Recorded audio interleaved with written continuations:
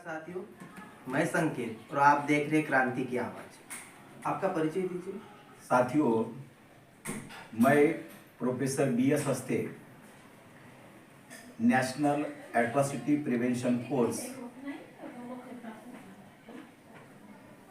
इस संगठन का राष्ट्रीय संयोजक हूँ और हमारे ऊपर में जो शेड्यूल कास्ट शेड्यूल ट्राइब जो लोग हैं, जो पिछड़े लोग हैं, जो दबे कुचले लोग हैं, उनके ऊपर में ब्राह्मणी व्यवस्था के माध्यम से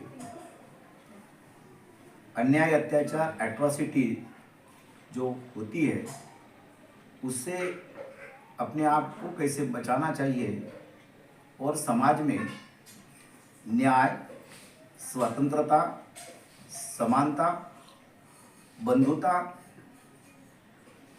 और एकता एकात्मता पर आधारित समाज व्यवस्था बनाने के लिए ये संगठन पूरी शक्ति के साथ में समाज में काम करता है। इस संगठन का जो नेतृत्व है, मार्गदर्शक है, वो भारत मुक्ति मोर्चा के राष्ट्रीय अध्यक्ष माननीय वामन मेश्राम साहब, इनके गाइडलाइन के तहत ये संगठन उनके नियंत्रण निगरानी में काम करता है। मेरा परिचय सर, इस संगठन से कितने साल से जुड़े हैं? ये जो संगठन है, ये संगठन हमने इसलिए बनाया है कि शेड्यूल कास्ट और शेड्यूल ट्राइब पर जो अन्याय अत्याचार होता है, वो अन्याय अत्याचार ब्राह्मणी व्यवस्था ऐसी कहती है कि अन्याय अत्याचार ब्राह्मण लोग नहीं करते हैं, बल्कि इन लोगों के ऊपर में अन्याय अत्याचार OBC के लोग करते हैं। इसलिए SC ST के दुश्मन जो है वो OBC के लोग हैं। मगर सही मायने में जो व्यवस्था है, मनुस्मृति पर आधारित जो व्यवस्था है, जो ब्राह्मणिकल व्यवस्था है, ब्राह्मणिकल सोशल ऑर्डर है, उसके तहत में उन्होंने ही शेड्यूल कास्ट और शेड्यूल ट्राइब को जंगलों में बसाने का काम या ढकलने का काम किया और शेड्यूल कास्ट के ऊपर में जो अस्पृश्यता का व्यवहार है वो उनके धर्म ग्रंथ के माध्यम से होता है।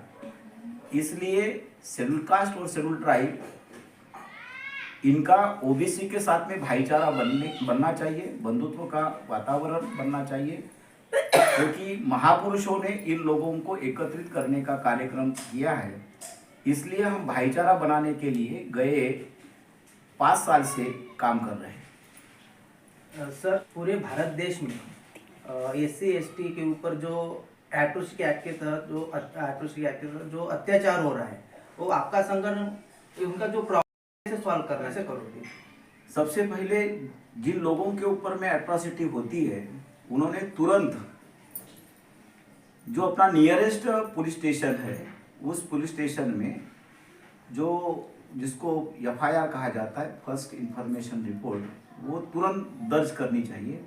और दर्ज करते वक्त उन लोगों ने जिस कास्ट से वो बिलोंग करते हैं, शेड्यूल कास्ट के जो कास्ट है, शेड्यूल कास्ट के अंतर्गत जो कास्ट है, जिस कास्ट से वो बिलोंग करते हैं वो नमूद करना चाहिए। और जिन लोगों ने उनके ऊपर में अत्याचार किया हुआ है वो शेड्यूल कास्ट शेड्यूल ट्राइब के ना हो, बल्कि वो इतर जाति के होना चाहिए।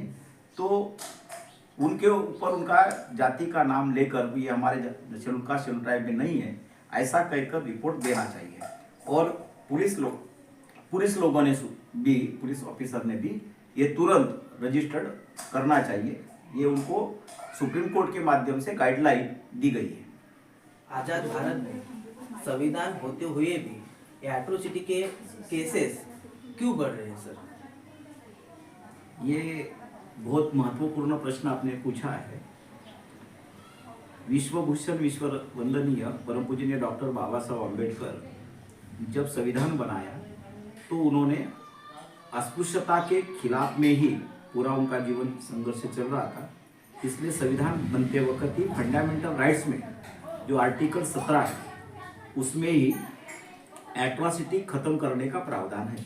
और जो लोग एट्रोसिटी करते हैं और उसका कलम का उल्लंघन करते हैं, उसके खिलाफ में दंडित करने का प्रावधान भी है। और उसके लिए बाबा साहब के जमाने में ही atrocity schedule tribe civil rights protection act बना था 1955। उसके बाद में schedule tribe atrocity prevention act 1989 भी बना।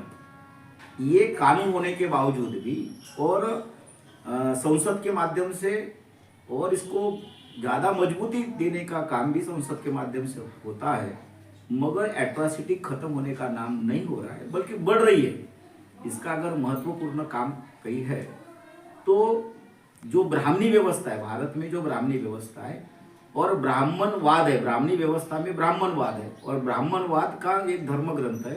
उस धर्म ग्रंथ का नाम है मनुस्मृति नामक धर्म ग्रंथ है। और अन्य जो ग्रंथ है, श्रुति है, स्मृति है, छंद है, वेद है, इसमें शेड्यूल ये जो अस्पृश्यता है, अस्पृश्यता का प्रावधान है, कैसे करना चाहिए इन लोगों के ऊपर में, उसको प्रावधान है। और जब तक के ये धर्म ग्रंथ नहीं हटते हैं और संविधान ने जो समता, स्वतंत्रता, बंधुता और न्याय पर आधारित जो ये समाज व्यवस्था बनाने का काम दिया था, वो भी जब संविधान लागू होने के बाद में इन्हीं ब्राह्मणों के पास में आया। पंडित नेहरू ये ब्राह्मण है और सभी ज़्यादा जितने भी प्राइम मिनिस्टर हुए सब ब्राह्मण हुए। इसका मतलब है ये अस्पृश्यता खत्म करने का, एट्रॉसिटी, अस्पृश्यता के ऊपर में जो एट्रॉसिटी होती है, अछूत लोगों के ऊपर में एट्रॉसिटी होती है, वो खत्म करने की जिम्मेवारी इन लोगों की थी।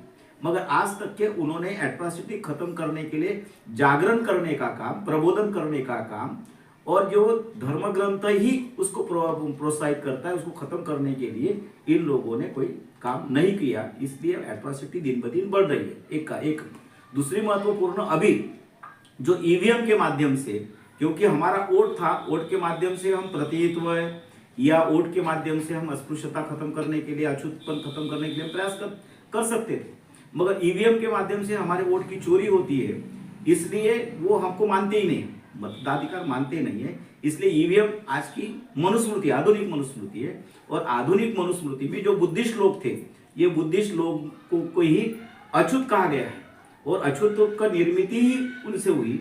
उसके बाद में जो भिक्खु लोग थे उनकी हत्या भी की गई। उनके जो ये स्तूप थे या विहार थे, उसके ऊपर में नाजायज उन्होंने कब्जा कर लिया था और इनको बेदखल, समाज व्यवस्था से बेदखल करने का काम किया था। आज भी वर्तमान में जो ईवीएम है, ईवीएम के माध्यम से यही परिस्थिति वो हमारे ऊपर में थोपना चाहते हैं, क्योंकि ये प्रबोधन करने वाला वर्ग है। ये प्रबोधन करने वाला वर्ग निर्माण ना हो, इसलिए जो बुद्धिस्ट बने हुए लोग हैं उनसे फिर से उनको अछूत बनाने के लिए ये व्यवस्था काम कर रही है, ऐसा मेरा आरोप है। इसलिए जो अछूतपन का जो एट्रॉसिटी है, एट्रॉसिटी खत्म नहीं हो रही है, बल्कि दिन ब दिन बढ़ रही है।